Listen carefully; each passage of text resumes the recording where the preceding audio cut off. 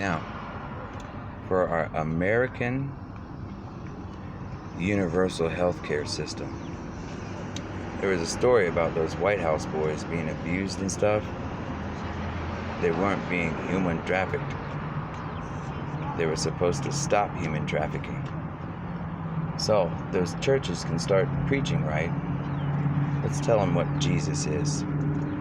Just educate, save United States. So we have a Indian Trail of Tears in Tennessee mountains for those Cherokee Indians that represented all of the Indians.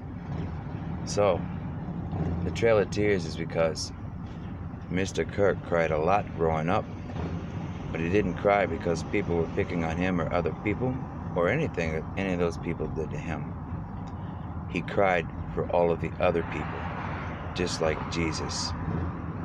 Just like the Marines, the Air Force, the Navy, the Army, and all those good churches.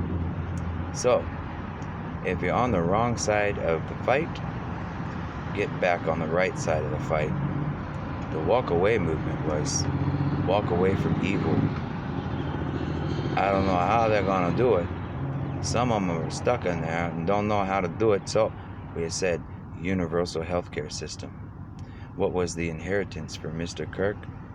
Well, they left him all the keys like the key maker in the Matrix because they knew I'll be giving it away for free. So when I drove through New Mexico and made a video and said free consulting, they knew exactly what it meant because Mr. Kirk Sr. went down there and made deal with Mexico and South America and went back up and talked to the other people, and they talked to other people, and a whole lot of people made a lot of deals.